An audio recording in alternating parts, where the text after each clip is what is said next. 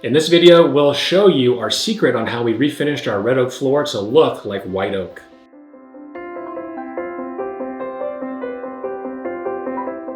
John and Megan here, and before we begin, be sure to click the link in our description below to download our free guide on refinishing red oak floors, which includes bonus material not covered in this video.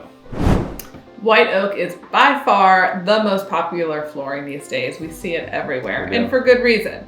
It's warm, inviting, and long-lasting, but let's face it, it's not cheap. Expensive. And ripping out an old wood floor to replace it with white oak would be a huge expense.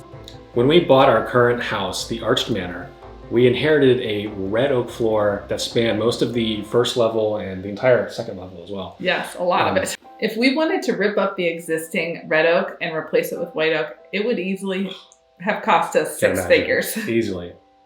Instead, we did our research and found out that we could get pretty close to the look of white oak by sanding the red oak and applying a few key products. But we do want to say up front here that no matter what you do, you will not get the exact same tone or look of white oak. It's a completely different species of wood, and getting it to match white oak is physically impossible. Physically impossible. But you can get pretty close, and that's what we're going to show you how to do.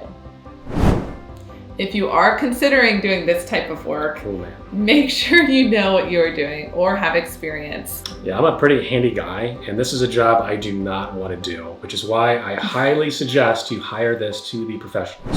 So you have your contractor selected and they start the job. The first step is to sand and prep the existing flooring. This is usually done with a combination of commercial floor sanders and handheld sanders, but make sure that your contractor sands all the nooks and crannies around the walls, stairs, doorways, all the places. We also had our contractors sand our railings, our stair treads, and our stair risers, since those will be receiving the same stain and finish as well. That is key. If you have any water damage in certain areas or other imperfections, now is the time to replace those boards and fill the imperfections with a high quality stainable filler. Yeah, definitely. If you're considering extending your wood floor into other rooms, this is definitely the perfect time. I said definitely twice there. But for our house, we removed the dated marble that was in our foyer and also some other places like the powder room and our sunroom. We installed matching red oak to create a consistent look on the main level. And this is really when a good contractor is a huge asset. Having one that can know exactly what type of wood to use to match perfectly your existing flooring is key. When selecting the stain choice, we evaluated a bunch of different stains.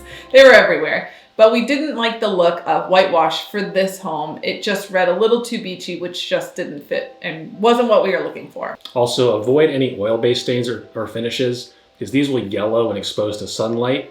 So stick with a water-based product for this type of job. So John and Megan, which type of stain did you choose? We chose what is called bona nordicseal. Yeah, the nordicseal is a great product for red oak. It safely bleaches the wood and removes the harsh red tones. And actually, the more coats that you apply, the lighter the floor will become. Yeah, so for us, we opted for 2 coats of this because it seemed like the perfect shade. Not too red, not too white. Make me find my hand gestures? No, I was just doing it too.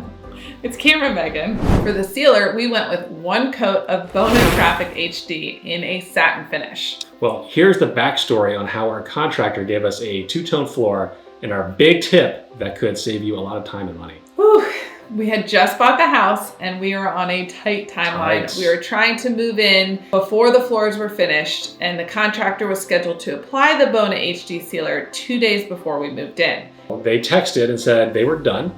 And the next day I drove out here to inspect the floors, and guess what I found? Some rooms had a matte finish while others had a satin finish, and a clear line could be seen between these two. Obviously, this was a really big problem since we were trying to move in the next day.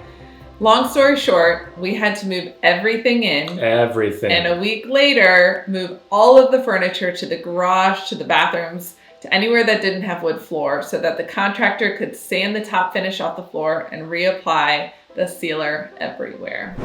This was actually a blessing in disguise, because in the week that we lived with the matte floor, sections, we realized just how much dirt they showed and how unfinished they looked.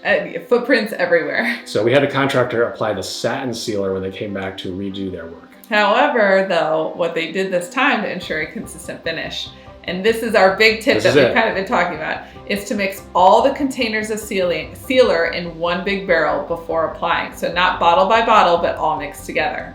And be sure to use the link below to download our free guide. It includes bonus material like how our floors have held up with 3 years of use. And spoiler alert, there are some issues that we bring up and that should be made aware of. Have questions? Leave them in the comment section below, and please subscribe to our channel and give this video a like. It seems trivial, but it really helps us. Good luck with your flooring project, and we'll see you in the next video.